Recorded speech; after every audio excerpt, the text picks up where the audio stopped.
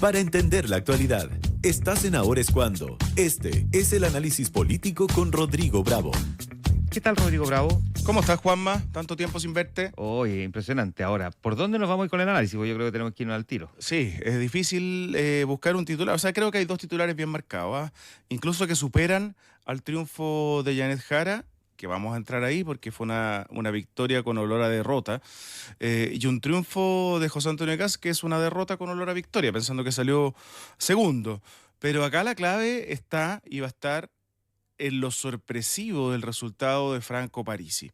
Un Franco Parisi que durante toda la campaña creo que fue mal leído por los sectores políticos, también por los medios de comunicación, pero que tenía un respaldo en la ciudadanía mayor al que muchos creíamos.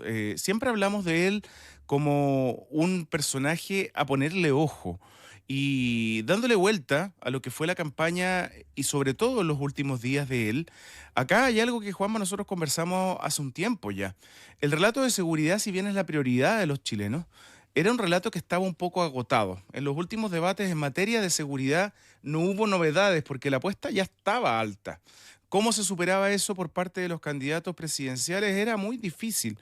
Y ese personaje estaba definido hace un buen rato que era José Antonio Kast, el que defiende el que combate la delincuencia, el que defiende la seguridad de los chilenos, es José Antonio Kast, no porque lo digamos nosotros, sino porque él instaló con fuerza ese relato hace ya un buen tiempo. Cuando se centró la campaña en eso, no había alguna alternativa que ofrecer distinta a la que ya conocíamos. Pero Franco Parisi apuntó a algo bien concreto, que era entregarle beneficios a la ciudadanía, quizás muy sencillos, pero directo al bolsillo. El bolsillo, y cuántas veces lo dijimos acá de Evelyn Matei, era una de las claves de esta elección, además de la seguridad. Lo era el empleo, por supuesto, donde ella trató de poner un foco, pero Franco Parisi se tomó, por ejemplo, de pañales gratuitos para adultos mayores, del precio de los pañales en todo sentido, para guaguas y adultos. Se tomó, por ejemplo, del programa Sonrisa de Mujer, que en alguna pregunta que le hicieron en un debate lo recogió y apuntó a ello. Habló de un retiro sin generar impacto en la economía, cosa que es bien difícil, pero le habló a una mayoría bien significativa que está buscando mejorar su calidad de vida o al menos salir de la pobreza, incluso quienes están en esa situación. Y es impactante que ese relato de enchule a la vieja le trajo un beneficio en el norte del país, pero muy, muy, muy potente. Cierto. Franco Parisi ganó en muchas regiones del norte de Chile de manera sorpresiva, o quizás no sorpresiva, pero con una potencia bien distinta a lo que creíamos que iba a ocurrir. Él, por ejemplo, quiero buscar acá, en la región de Tarapacá, por ejemplo, tuvo una votación tremenda. Él sacó un 31% de los votos, por sobre el 22% que lo siguió José Antonio Kast. Es decir, una votación que nadie veía venir. En Arica, por ejemplo, también le ganó en este caso a Janet Jara, 27%. En Atacama, que parecía ser uno de sus fuertes también, por efectivamente el relato hacia los mineros, ganó con un 32%. Entonces, estamos hablando de una figura que hoy día es la que tiene que mirar, y sobre todo Janet Jara, porque para José Antonio Kast parece que la ecuación es fácil. Ayer, pese a todo lo que pudimos reportear de la difícil decisión de Evelyn Matei de ir al comando de Kast y apoyarlo pública y explícitamente, la negociación para que eso pasara tuvo que ver con cómo los partidos de Chile Vamos empujaron esa decisión para intentar ser parte del gobierno de José Antonio Kast y tener cierto control de algún sector de los momentos en los cuales se van a tener que tomar decisiones en el país, y el Congreso, que finalmente no fue arrollador para la actual oposición como se presumía, de hecho perdieron la mayoría en el Senado. No, es una fórmula que Chile Vamos quiere ejecutar, y para eso era absolutamente necesario que Matei fuera. Incluso me contaron a mí en el reporteo que tuvimos con Silvia Córdoba que a Matei le cayeron incluso un par de lágrimas al momento de tomar esa decisión. Pidió un momento para estar sola, pidió que primero hubiese una avanzada de los partidos de Chile Vamos y que después llegaba ella. Es decir, fue una decisión costosa. Y ahí otro de los titulares, el lugar que termina ocupando Evelyn Matei, el quinto lugar de esta papeleta, es impactante. porque incluso, pese a que está muy cerca, saca menos votos que Sebastián Sichel, que ya fue una derrota dolorosa, pero Sichel no era de la base de Chile Vamos, sino que era una persona que venía desde afuera, que logra ganar consistentemente la primaria, pero que tiene un muy mal resultado en la elección presidencial de primera vuelta.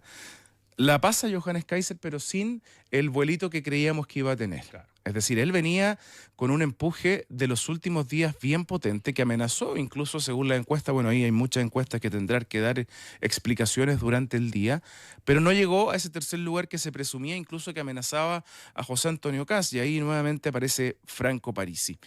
¿Cómo Janet Jara conquista? Imagínate que conquiste todo el electorado de Franco Parisi, cosa que ya es imposible. Es un electorado que no tiene domicilio político, que perfectamente puede votar por Jara o por Kast en segunda vuelta. No es oposición ni oficialismo. El relato, tantas veces cuestionado, me incluyo, en el agotamiento que tenía Franco Parisi de decir, entre otras cosas, ni facho ni comunacho, permeó en la ciudadanía. El relato de José Antonio Kast de Parisi en la moneda, el PDG en el Parlamento, terminó cumpliendo la mitad de ese discurso. Es decir, el PDG llega con 13, ¿no?, parlamentarios en la Cámara de Diputados, 13 o 14, ya no me acuerdo bien. Al menos eran 13. Claro, de manera muy sorpresiva. Ahora, el electorado, Franco Parisi no lo maneja. Ese es un tema que quedó claro en la elección del 2021. Franco Parisi puede decir, vamos todos por, que no lo va a decir tampoco, creo, pero no lo maneja. El electorado se mueve de una forma bien independiente. Al electorado, Franco Parisi lo conquistó con ofertas, tal cual como los candidatos Jara o Kast van a conquistar ese mismo electorado según quien tenga ofertas más directas para ese público, que es básicamente alguien que vota según donde le aprieta el zapato. Como no vota ideológicamente, no le hace caso ideológicamente al candidato tampoco. Claro, porque ¿cuál es la ideología de Parisi además? No, pues, sí es No, el tema. no hay claridad, ¿cachai? O sea, es difícil identificar y ponerlo en alguna casilla al candidato del partido de la gente. Lo conversamos con Matías de la Maza anoche, logró que el PDG llegara al Parlamento. Y ahora su desafío es sostenerlo también, porque ya sabemos que la elección pasada irrumpió con 6 diputados, terminó con 0, después sumó Pamela Giles, terminó con 1.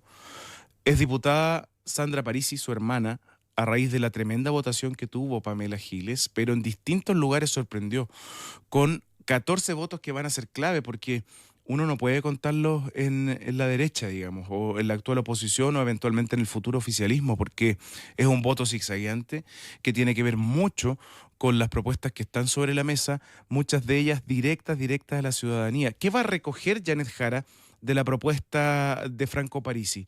¿El retiro de los fondos de pensiones? Difícil, además parece ser una propuesta que no permitiría avanzar en el Parlamento.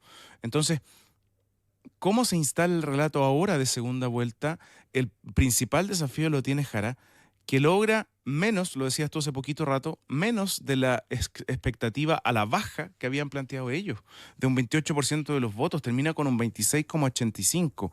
Es una difícil decisión de Janet Jara de implementar un relato de segunda vuelta, y es una difícil decisión tener que sumar otras fuerzas políticas, porque pese a que ella ayer le hizo guiños a Marco Enríquez Ominami, por ejemplo, Marco Enríquez Ominami tuvo 154.000 votos, sacó el 1,20% del electorado. Harold May Nichols, que también en su minuto fue una sorpresa, sacó poquito más nomás que Marco Enríquez Ominami, 1,26%. Y para qué hablar de Eduardo Artés, que no logró llegar al 1% con un 0,66%. Entre blancos y nulos también hay un espacio para que los candidatos intenten buscar esos votos. De los 12 millones, casi 900.000 de votos válidamente emitidos, blancos 141.000 y nulos 360.000. Es decir, hay un bolsón de votos también bien importante y significativo ahí al cual apuntar, porque además en segunda vuelta baja considerablemente esa votación, pese a que estamos enfrentando una elección de extremos, pero ambos con un relato hacia el centro. A José Antonio Kast le toca hoy día, dando por hecho que el electorado de Johannes Kaiser le va a entregar en un 100% su respaldo, hablarle a ese voto que quizás tuvo Matei de sectores de la centroizquierda, del centro, y de ese Chile Vamos que se ha movido hacia ese espacio de la política en el último tiempo.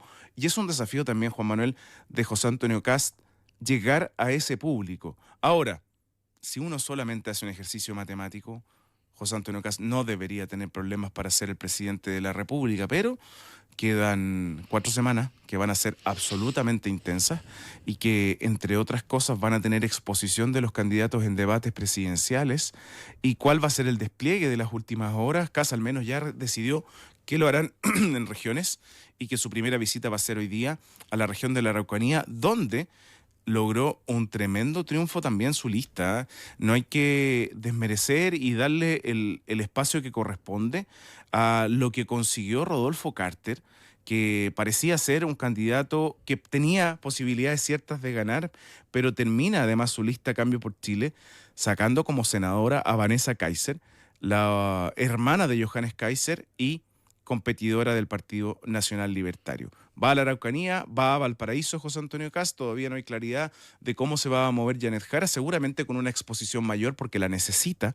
Y un José Antonio Kast que hoy día tiene que tomar otro camino de lo que intentó hacer en el último tiempo, que era guardarse de exposición a ciertos espacios mediáticos donde hablaba, Juanma, más allá de la política. Oye, una mención respecto de la figura de Kaiser, porque Johannes Kaiser tiene finalmente distancia respecto de lo que algunos proyectaban, pero de todas formas se convirtió en una figura muy gravitante para la derecha. O sea, ahí no hay dónde perderse. Yo creo que uno tiene que, en el fondo, observar con un poco más de detenimiento el fenómeno de Johannes Kaiser y lo que puede llegar a significar para la articulación de la derecha en el próximo ciclo político que comienza en marzo. Claro que sí, porque sin duda se va a convertir en un líder de un sector, al menos de la actual oposición, porque tiene los votos, tiene parlamento, tiene ideas que debiesen ser representadas y vamos a ver qué espacio también ocuparía el Partido Nacional Libertario en un eventual gobierno de José Antonio Kast. Oye, no he terminado de revisar completamente todos los distritos en términos de las mayorías nacionales, pero he estado ahí mirándolo uno a uno.